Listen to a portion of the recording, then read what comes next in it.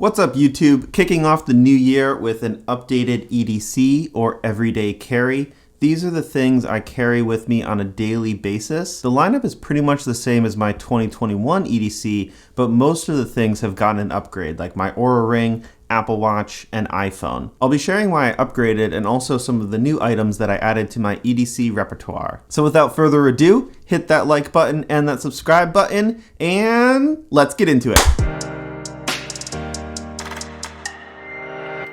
Alright, starting with a gadget that I basically wear 24/7. This is my Oura Ring. This is one of the gadgets that got upgraded in 2021. This is the Gen 3 Stealth Black Oura Ring. And if you're asking, it's just a ring, what's the big deal? Well, let me tell you.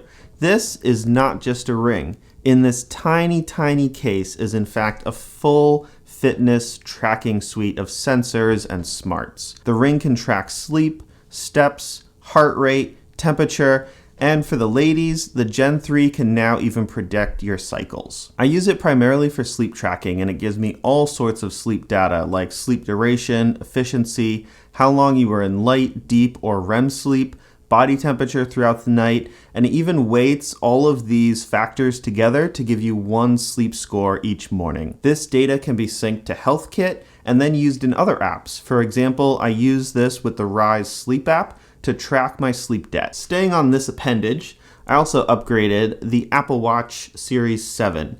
Now I watched the reviews and I almost skipped this version. There honestly is not that much different between the Series 7 and the Series 6 that I had before.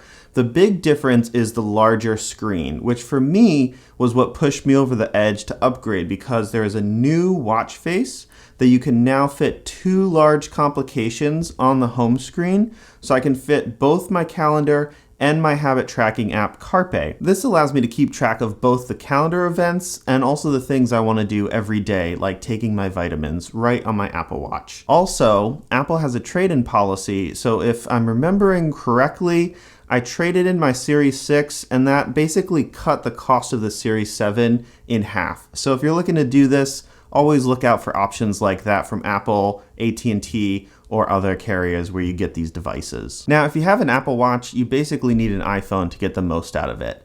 At the end of 2021, I finally pulled the trigger and went with the iPhone mini. This is the iPhone 13 mini and I absolutely love it.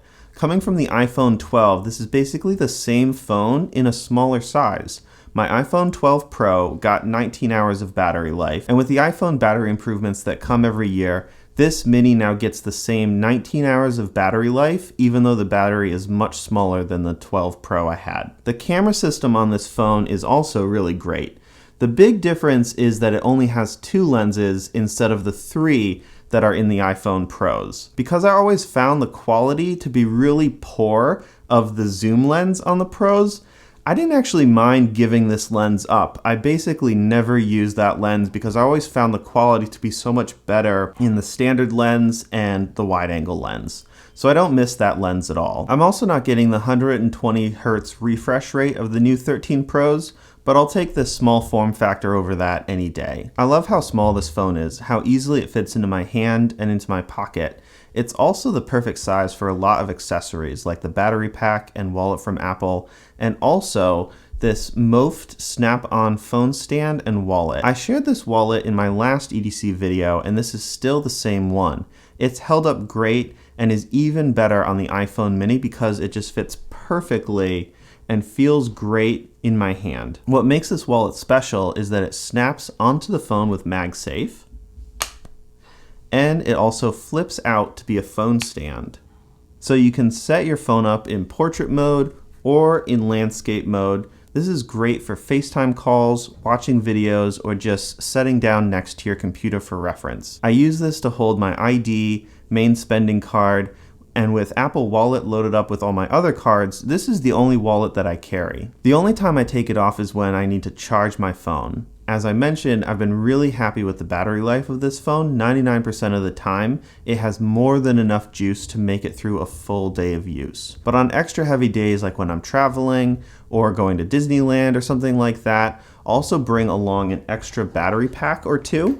This is the Anker MagSafe battery. It charges via USB-C and it just snaps onto the back of your phone and starts charging. It is compact enough that it easily fits into your pocket even when it's on the phone, and the phone is totally usable even with the battery pack on the back of it. Feels really natural to type and still use the phone. If you're asking this versus the Apple battery pack, well, this one comes in black, so no contest there. I've also been really happy with it, so I don't have any reason to switch. Next up are my keys, and this key setup I think I've totally nailed. It has not changed since I got this set up in early 2021. This is the Bellroy key cover, which is a nice magnetized leather cover that keeps your keys really organized from jingling around. I've had this for almost a year and the leather has aged beautifully. It's so creamy now, it just feels great. It stays shut with these magnets and is easy to open and has a satisfying snap when it closes. Inside, I keep my house key and also this utility key that has all sorts of tools like screwdriver, wrench, and most importantly, a bottle opener. This is attached to my car key using these KeySmart magnetic connectors, so I can easily detach them if needed, but they stay connected really well. It requires 3 pounds of force to separate the magnet, so it's easy to pull apart, but it also won't come apart from just jingling around. I made a whole video about my magnetized keychain system, and I have a lot more magnetized keychain accessories. I typically keep these in my backpack and then attach them to my EDC keys whenever I'm traveling. So I can just snap it on like this and like this. So now I have my EDC keys and then these extra things.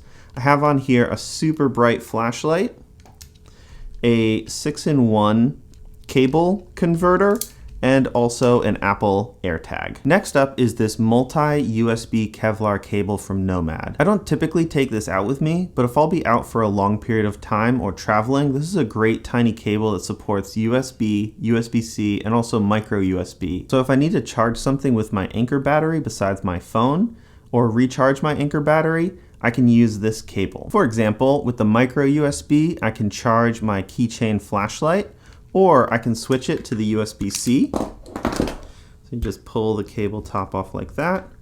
And now I can charge my Insta 360 camera. Last up is my Fin productivity journal. I created these journals to keep track of my most important tasks I want to accomplish that day. Each day has a list of 6 tasks, your 1 most important task, 2 secondary tasks, and 3 additional tasks. This really helps you focus in on what the most important things each day are that are going to move you closer to your goals. In addition to these tasks, on the right side, there's also a full page for notes and sketches. I use this every day. If you want to pick some up, there'll be a link in the description below with a special promo code just for YouTube. My favorite travel pen to write in my Fin journals or to write in general is this Fisher Space bullet pen.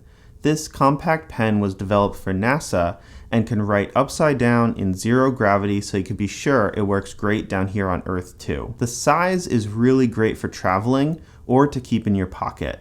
This is what it looks like when it's closed, and when you flip it around and open it, it extends to a normal pen size. A lot of travel pens are short and feel really awkward to write with. This one is normal pen size and feels great. Well, that's it. I hope you enjoyed this overview of my 2022 EDC. Leave a comment down below if you're planning to upgrade your EDC game in the new year. If you like this video, be sure to leave a like down below. And while you're down there, hit that subscribe button for more content like this.